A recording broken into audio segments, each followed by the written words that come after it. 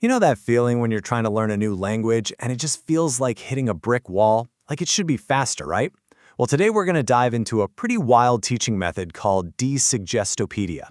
It's all about breaking down those mental walls that we build ourselves.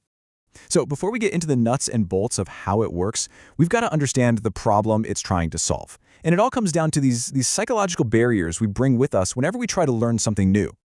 I mean, think about it, right? We've all been there. You're staring at a page of verb conjugations, feeling totally frustrated and just thinking, why is this so hard?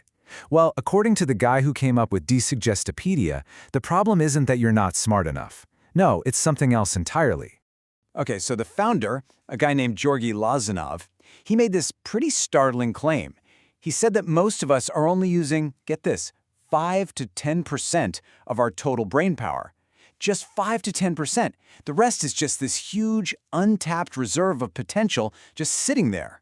So what's holding us back from tapping into the other 90%? Well, here's the crucial point. Lazanov argued it's all about the barriers we put up ourselves. We're scared of making mistakes, we convinced ourselves there's a limit to what we can learn, and because of that, we never even get close to our full potential. And that is where Desuggestopedia comes in. The name itself is a clue, right? It's all about desuggesting those negative ideas and limitations we have about ourselves.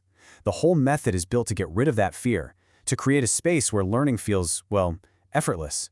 So what does that actually look like in a real classroom? Well, to find out, let's go on a little field trip. We're going to step inside a beginner's English class in Egypt that's using this exact method.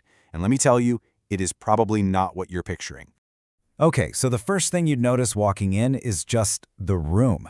It's super bright, it's colorful. On the walls, you've got these cool travel posters of the UK, but right next to them, you've got posters with grammar charts. Yeah, like verb conjugations and pronouns, just hanging out on the wall. The environment itself is actually part of the lesson.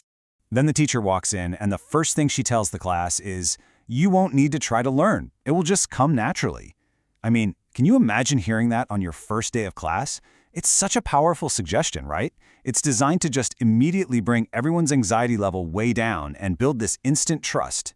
And from there, things get even more interesting. The students, they don't even use their real names. Nope. Everyone picks a new English name and a new job. You could be a pilot, an artist, a singer, whatever. And this isn't just for fun. It's a really important technique. See, by taking on a new identity, you feel way less inhibited. If Richard the pilot messes up a verb, it's not your mistake, right? It just totally lowers the stakes and lets people open up. Okay, so now we get to the absolute heart of the method. This is the part where the new information is actually presented, but they don't do drills or anything like that. Instead, it's presented in something they call a language concert.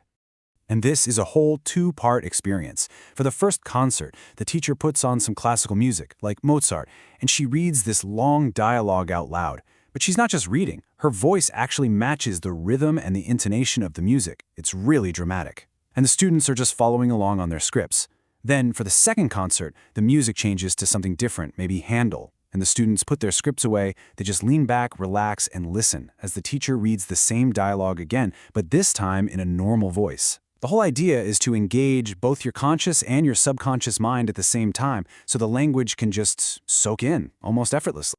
All right, so after the concerts, the information has been delivered. It's in their brains. But the next step is to activate it, to actually get the students to start using the language they just heard. And as you can probably guess, they do this in a very unconventional way. So the teacher might pull out a box of props, like a bunch of different hats. A student puts on a hat, and suddenly they are a character from the dialogue they just heard. They read the lines, but they don't just read them. The teacher will say, okay, your group read it sadly, and the next group has to read it angrily, and the next cheerfully. It basically turns into this playful little theatrical performance. And the activation keeps going with more games and play. They might all sing a simple kids' alphabet song together. Or they'll stand in a circle and toss a soft ball around. The rule is, when you throw the ball, you have to ask a question in English, and when you catch it, you have to answer. The whole point is just to get them communicating, not worrying about being perfectly grammatical. So that brings up a good question. What happens when a student makes a mistake, like in that ball game? This is actually super important. In a normal class, a teacher might sharply correct you, right? But here, the teacher just gently and in a soft voice repeats the phrase the correct way. That's it. It's all about avoiding that feeling of anxiety and keeping the whole vibe of the room positive and safe. Okay, I know what you might be thinking at this point. This all sounds kind of weird, right? Hats, concerts, throwing a ball around. But there's a method to the madness.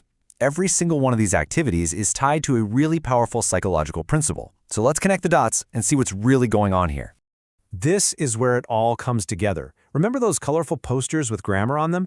That's a principle called peripheral learning. The idea is that we're constantly learning from our environment, even subconsciously, just by having it around us. And what about choosing new names and playing with props? That's a technique they call infantilization. It's about getting into a more childlike, playful state where you're not so worried about messing up. Those relaxing music concerts, that's all about authority and suggestion. When you're calm, your mental barriers come down and you become really open to the teacher's positive guidance. And finally, all the games and drama, that's playful activation. The focus is completely on communicating and having fun, not on picking apart the grammar. So all of this leaves us with a really powerful question to think about. How much of our potential is unlocked not by trying harder, but just by changing our environment and our state of mind? Desuggestopedia really challenges this old idea that learning has to be a painful struggle. It suggests that if we just create the right atmosphere, get rid of that fear of failure, and tap into the power of play, well, maybe we can achieve way more than we ever thought was possible. It really makes you wonder, right? What else could we accomplish if we just learn how to get out of our own way?